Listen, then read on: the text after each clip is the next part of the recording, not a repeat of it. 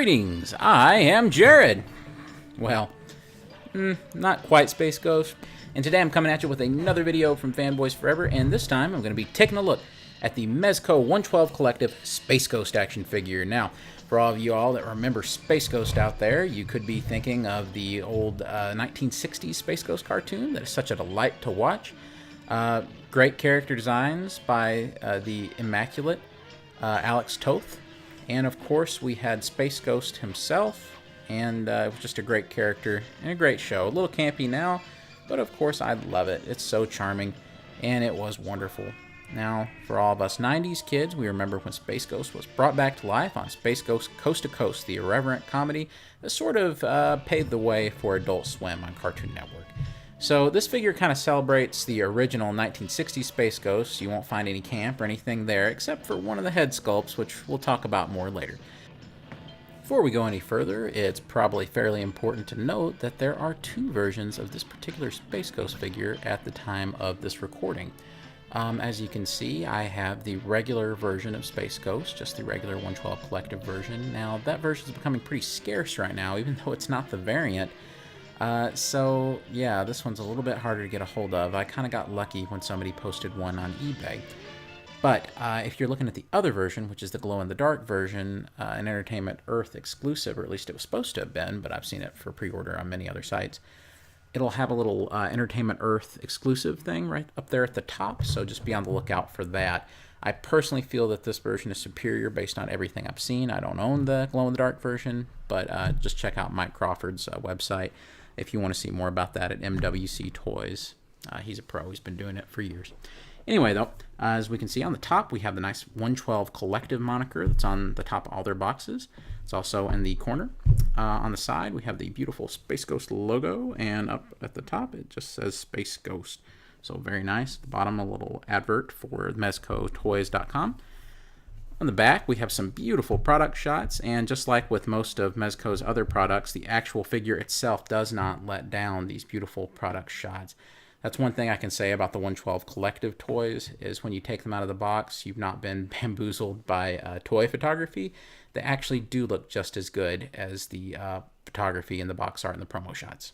Okay, so without further ado, let's slide the slipcover off. Now, with all of Mezco's releases, there's a slipcover over the box, which kind of adds to that Hot Toys kind of premium quality feeling. So I'll just take that off, and they're always a little tight on there for my taste. Anyway, though, once you get it off, you just have the box, and on the side, there is a little magnetic latch. So that's all totally invisible, embedded in the package, and look at this. We have a beautiful spread here, display quality. Very nice. You could actually just leave it displayed like this and never even take it out. Of course, we're not going to do that here at Fanboys Forever. We open our toys. But anyway, though, you can see you have this beautiful character design sketch of the original Space Ghost from, of course, the late, great Alex Toth. Now, over here, we can see Space Ghost in his little plastic prison. So we could look at this all day, but instead, what do you say we just take him out? And here is Space Ghost out of the packaging. So let's go ahead and take a look at the sculpt.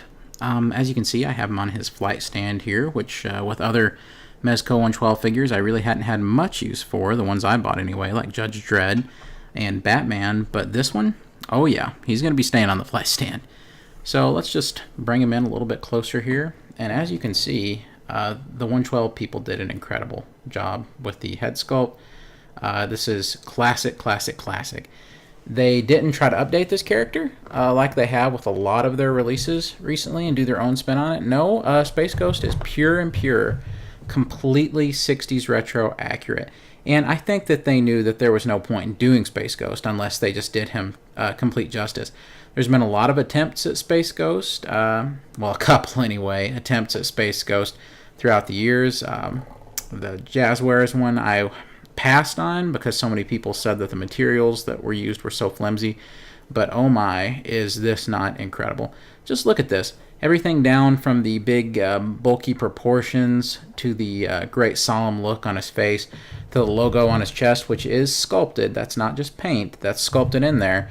It is stunning. And if we have a closer look at the face of Space Ghost here, Like I said, not only is it animation accurate and kind of comic booky accurate, and of course there was an incredible limited run retelling of Space Ghost's origin. He really didn't have one before then a few years ago with Alex Ross paintings for the covers. And I highly suggest you check that out if you've not. But seriously, this face is absolute classic perfection. Down here we can see his Ghost logo. It's very well painted. I've seen a few of these where there are a few little chips on the red part, but as I said with the face, it doesn't appear that any of that is the case with mine. Down here on the belt, this is just rubber, and the front plate is just rubber as well, but it's painted to where it seems more like the harder material for this up here, which the paint would have you believe that this is all like metallic or like a metal, and it's actually not. They're just plastic, but the paint definitely gives it that feeling of metal, which I actually like a lot. Down here, of course, there's no paint to speak of for the feet or anything like that. However, it is cool that they actually have the material sewn into these little soles on Space Ghost's feet, kind of like tennis shoe soles. So I really like that. And plus, it makes me worry a little bit less when I pose Space Ghost, like let's just say I'm on his feet on a shelf. This is definitely the type of figure, speaking of the soft goods, to where you want to make sure that you have washed your hands before you handle it. That's a funny thing to say about a figure, but I mean, look at the guy. It's all total white cloth. He's just encased in it. And if you have anything on your hands, it's going to get on this guy. And I'm not taking any bets on it being washed off anytime soon. Now, me and soft goods, we have kind of a love-hate relationship when it comes to action figures. I think it works some of the time, and usually only on the Mezco figures, by the way. Usually it does not work in this scale. And then some of the times it doesn't work. And Mezco, for the most part, I'd say they have a 3 out of 4 batting average when it comes to this stuff. I think most of the time it looks really good. This is one of those cases where indeed it does look really good and it worked out really well. So there's a couple of things that can go wrong when you're dealing with soft goods. And one of those are fabric knits. And thankfully, there wasn't that much to speak of here on Space Ghost. There was one that was on the knee here, but I was able to get it off really easily with just a pair of nail clippers, and now it is indistinguishable to the human eye about where that was even located.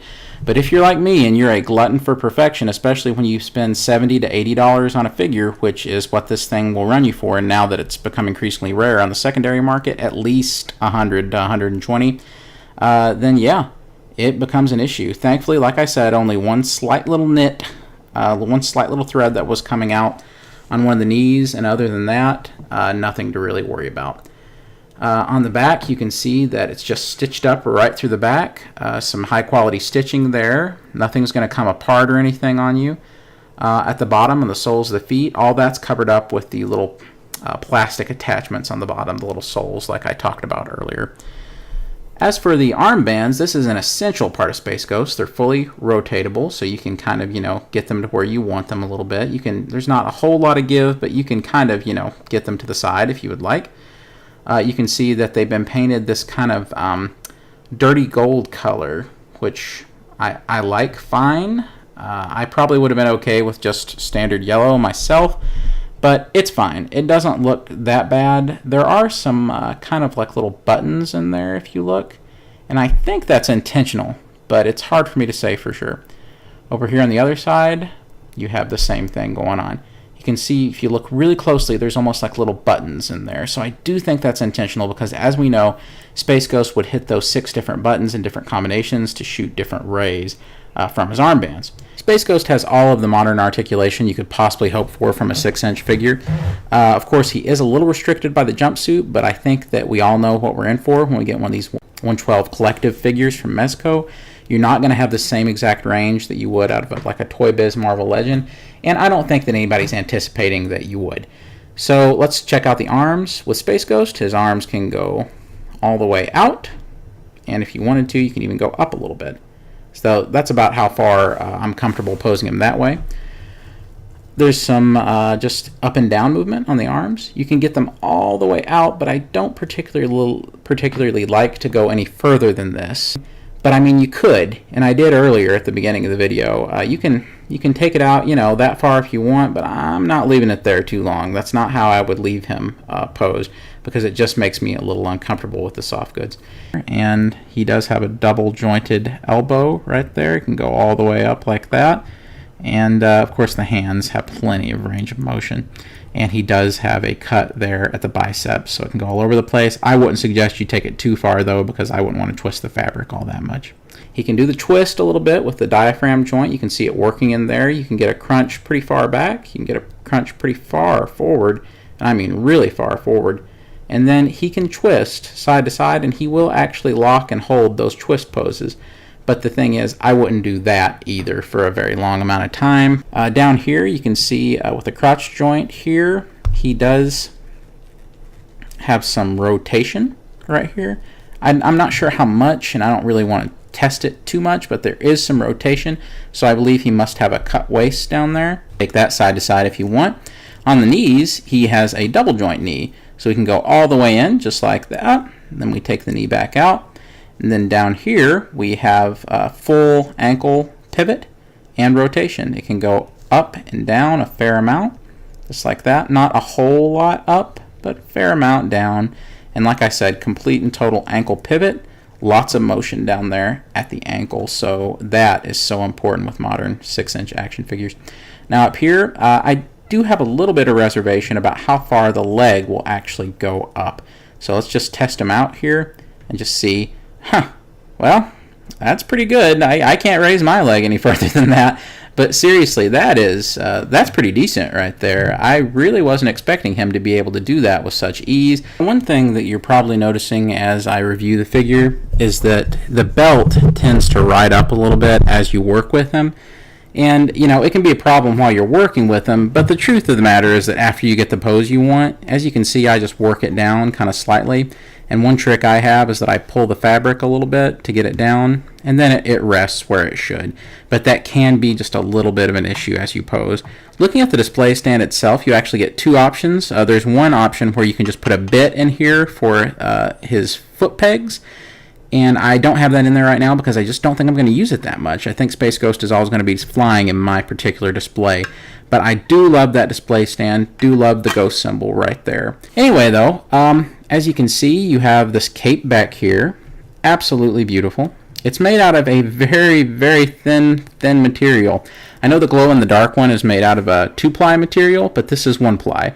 It looks better, but I think it's a lot more sensitive and fragile. Now, as you can see, it just has some stitches on the inside that you're never going to see, and it's all stitched around a wire. That's why it's been kind of holding this crazy pose as I've been posing it around.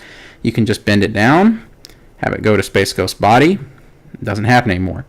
You can have it flow to the side if you so desire, so you can get the classic character model sheet shot that we saw at the beginning that was on the box. You can do so much with this cape, but if you're like me, I don't like testing the limits of wire and cape. I kind of just like to pick a nice pose that I like and sort of let it flow naturally and sort of be done with it for a while till I pose it the next time. So I do say that we should probably exercise caution when it comes to the cape and not get too crazy with it because this feels like very thin wire. You can see on the back of the head, it looks like Space Ghost's head is a giant eggplant, but that is very accurate to the animation model. Like I said earlier, I think a lot of the Mezco 112 stuff is kind of reimagining to make it more realistic. Space Ghost is actually not in that vein. He is definitely a cartoon character, which I do appreciate. So for the very first time, and I've not tried this myself yet, let's go ahead and switch the head. Ooh, that come off very easily, actually. Not too easy or anything, but I was very satisfied with how simple that was. And here we go. We have our alternate Space Ghost head. I'm just going to pop it in, and once again, similarly, it's very easy to pop on. Now, I don't know about you, but when I see this face sculpt, I think of something very particular. And no, it's not something from the original cartoon. I think of Space Ghost Coast to Coast, so that he can be kind of chummy and sort of humorous. And there's that shot, which I'm going to insert right here, in Space Ghost Coast to Coast that they use constantly after he says, I'm Space Ghost, you know, greetings. And he does that smile, which is kind of like it's from an upward angle like this. And I'm telling you, to me, for my money, this is kind of a reeled up version of that. The other head sculpt, in my opinion, was much more cartoony, but because this has the subtle paintwork on the lips, and even a little bit on the teeth there, if you look, to me, this is the more realistic of the two head sculpts. Whenever I pop this on, it almost seems like a real guy is in the Space Ghost suit. kind of sort of makes me think of the dude that sometimes they would have dressed up as Space Ghost in some of the commercial bumpers on Adult Swim and Space Ghost Coast to Coast. Sort of just a little bit. I don't know what it is. But I'm really, really pleased with this head. I don't see me using it all the time. It would only be for, like, if I was going to take a particular picture or set him at, like, a facsimile for the desk from Space Ghost Coast to Coast. But still, I really do appreciate it. It's a great looking head, and I think it's better looking in terms of realism and quality than the other head. But is it going to be the standard Space Ghost head you're going to use? Probably not. Still, really nice, and I'm super glad they included it. I'm definitely going to get some great photos with this particular head. The late, great Gary Owens, who portrayed Space Ghost for several years and even come back to do it for Batman the Brave and the Bold a few years ago. Mr. Owens isn't with us anymore, but man, he had the absolute voice of a champion. He was renowned for his voice work all over the world. He definitely had the superheroic voice, and I'll always appreciate his portrayal of Space Ghost. Fun fact, Mr. Gary Owens also portrayed Batman in the episode of Batman The New Adventures called Legends of the Dark Knight for the Golden Age Batman skit. So the man had a tremendous voice, and every time I see the Space Ghost figure, I probably think of Gary Owens more than I do George Lowe, who of course played Space Ghost masterfully in Space Ghost Coast to Coast. However, though, I do salute both he and George Lowe, who are both tremendous Space Ghosts. Totally different, but tremendous. So, like I said, let's go ahead and look at the best accessory that you get, which is Mr. Blip the Monkey.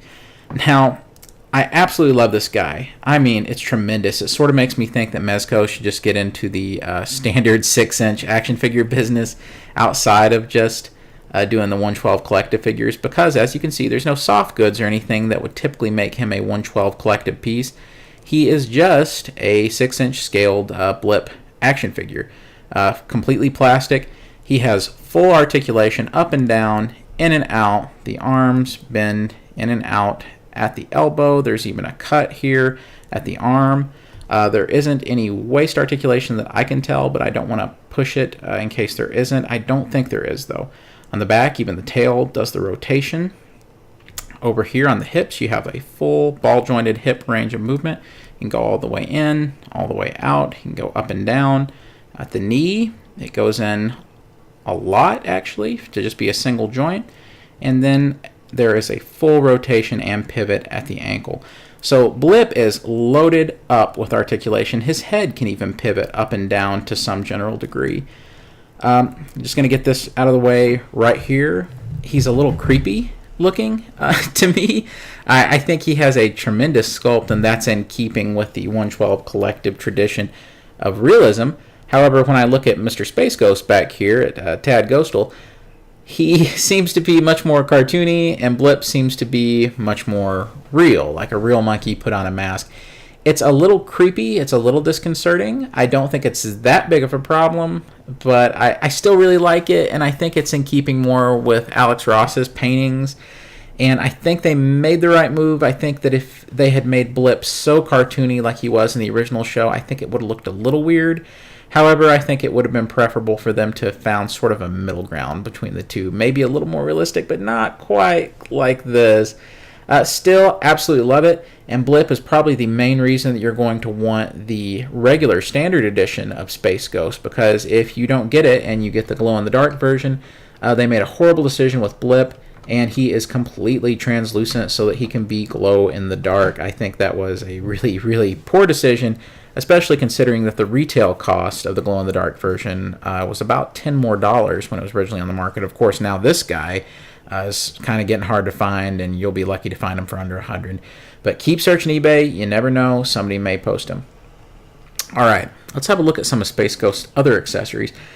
Space Ghost comes with a variety of hands that you can switch between. As you can see, in between takes, I had actually switched out Space Ghost to have the hello hand, as I like to call it. I guess it could be more of an energy wave hand, but he has a ton of options. Here's one hand where it's like a grasping hand. As you can see, there's plenty of detail in there. I mean, really, it's immaculate. Hopefully they'll get a chance to just reuse these, or maybe this is a reused hand. I'm not sure. But I mean, gee, that's some incredible detail work in the folds of the glove and on the hand. Really nice looking. We also have Space Ghost Classic. I have to touch these buttons on my gauntlet hand, which I'm going to be using a lot for posing. And of course we have Classic Fists, and he comes with those installed. Now he does have two more alternate hands, but they also have blasts on them. So they're kind of a mix of the hands and the accessories that we're going to talk about. These come preloaded with blasts just coming out of them, which I really appreciate, and it's going to make that a lot easier to get those kinds of poses. One thing that's a little weird about one of these is that it rattles a little bit. And I don't know if that's... this one doesn't rattle. So I'm assuming that there's some internals here that, as you can see, it telescopes out, and I guess these are separate plastic pieces. There must be something internal in there that's probably jiggling around that shouldn't be, but it doesn't really matter. That's a-okay with me. Everything looks great and it works great, and that's what matters. Now, switching the hands out is actually pretty easy. I'm going to go ahead and unclip him here. And I do suggest that you take the screw on this and loosen it up a little bit, because mine was so tight. I had to definitely do something because I was about to break the thing just by moving it like that. So I definitely suggest you just take a little screwdriver and just loosen the screw a little bit. Anyway, I'm just going to pop Space Ghost's head off here, as I'm sure Zorak has said many times. And I'm just going to pop it right back on to where we can have the more serious one, because we're not going to be waving howdy for much longer.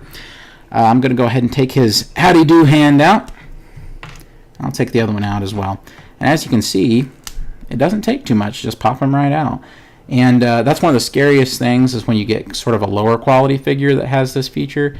And it's hard to tell how much pressure to apply without breaking the thing.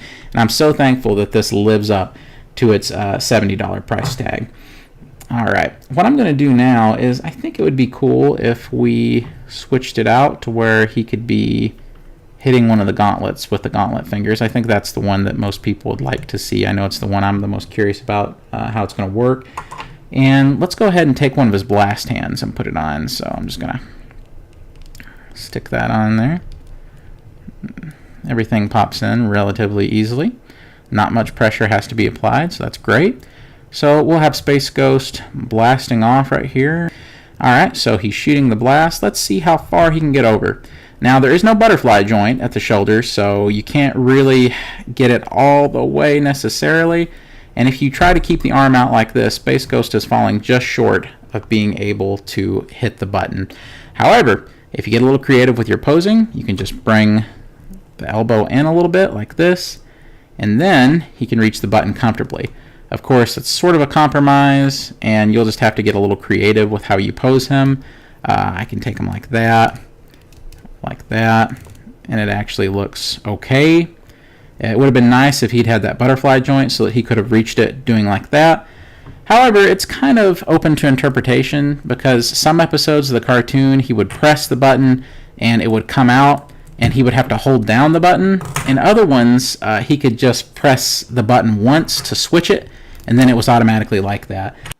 Something that's probably important for me to point out about the articulation is that sometimes in the show, well, frequently in the show, Space Ghost would use his chest symbol as a communication device.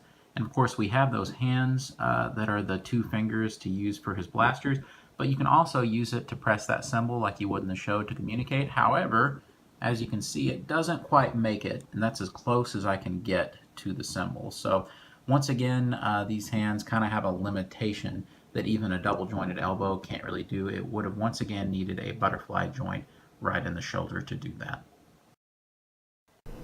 Here's just one example of the many cool poses that you can get out of Space Ghost.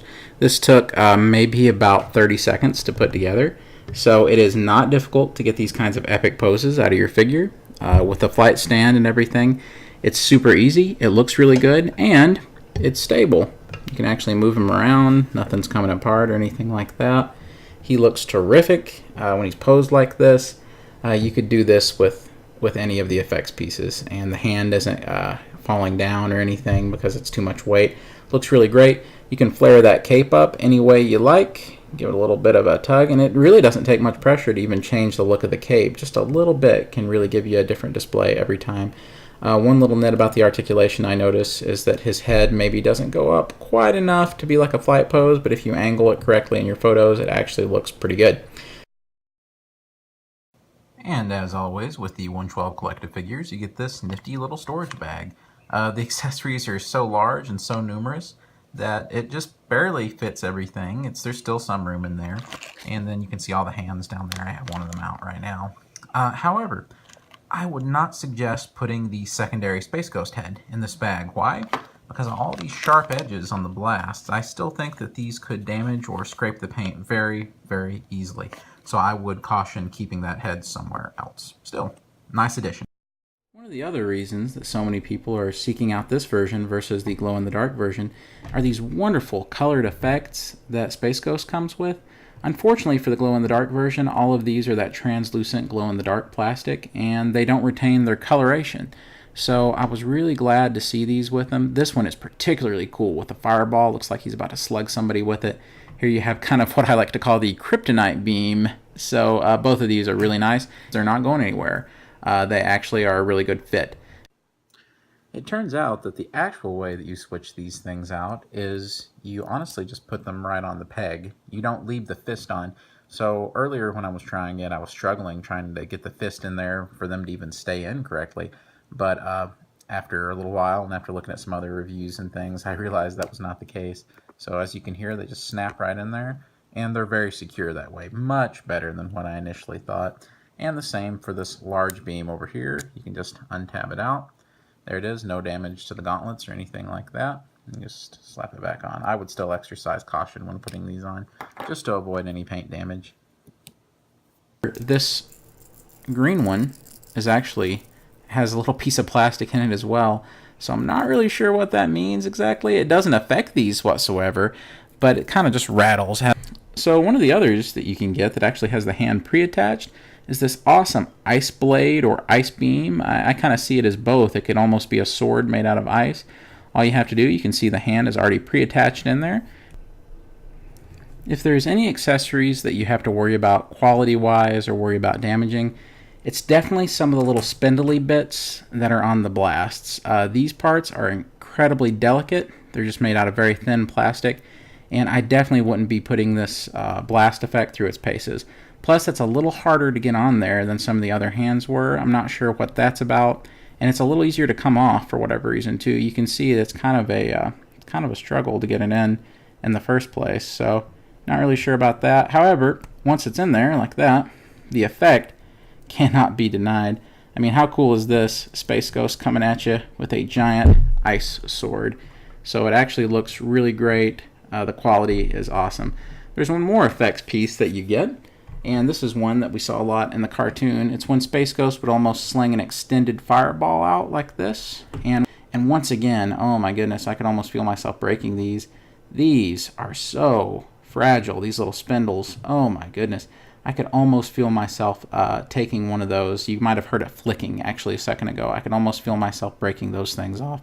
Fire and ice type of deal going right here. And it looks really great.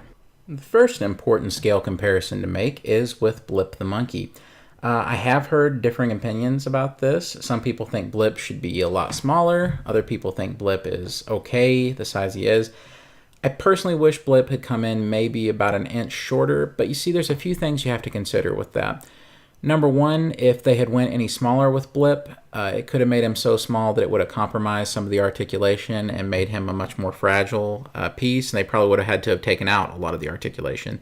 So I think Blip coming up to just right at Space Ghost's thigh right here is actually pretty acceptable in terms of his size, especially if you bow out the legs even more. You can make Blip appear smaller, and it kind of sells the illusion that he's even smaller than Space Ghost.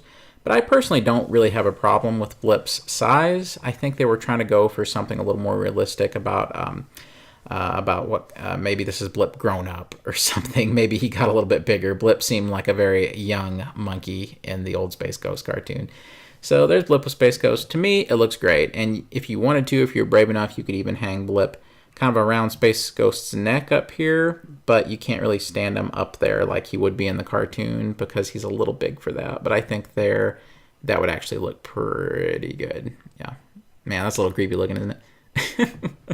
Here's Space Ghost beside one of my personal favorites, Hero from Masters of the Universe Classics. As you can see, Space Ghost is definitely not a more 7-inch scaled figure like the Masters are. And of course, Masters are about 6.75 inches, so they're meant to be a little bit bigger than other 6-inch scaled figures, but still, for my money, they don't look too bad together.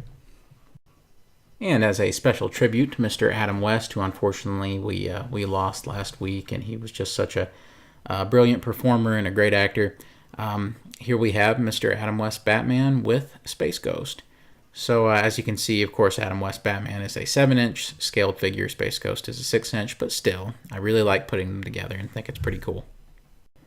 Now we get to see how well Mezco is following their own 6-inch scale, and it turns out, well, really, really well. With the Mezco 112 Judge Dredd, and they're both on their stands, by the way, so nothing's being cheated about the height.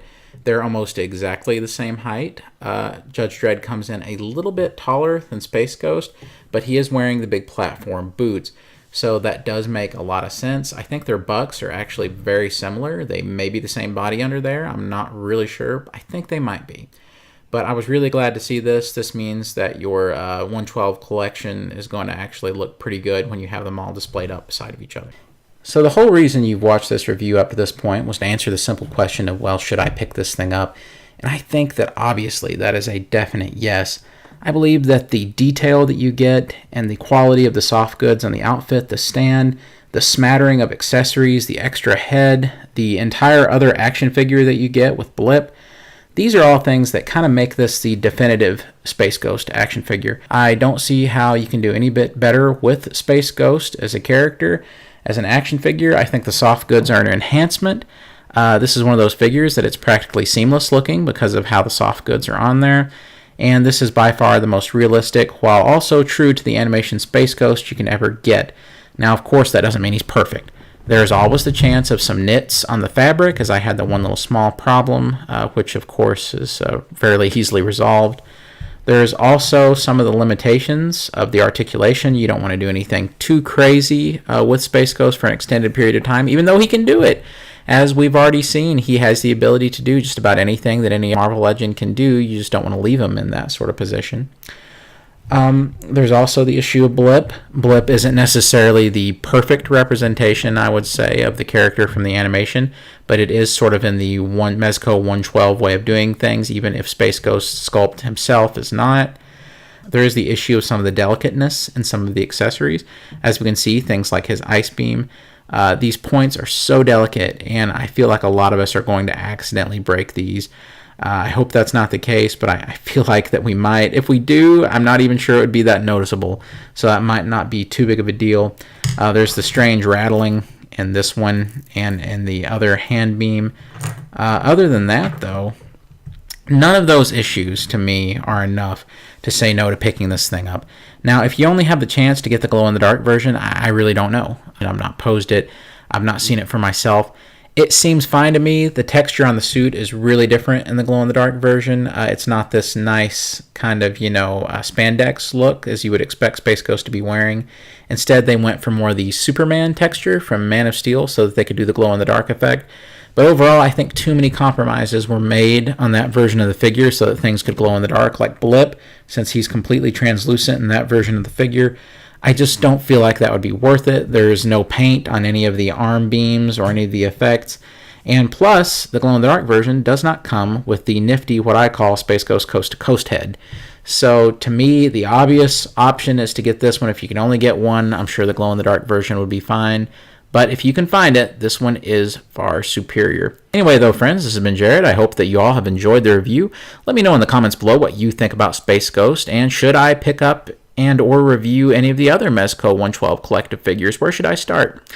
All right, friends. Till next time, take care, and bye. Say hello, Coco. Well, hello to you, too. Hi, Kiki. Space Ghost!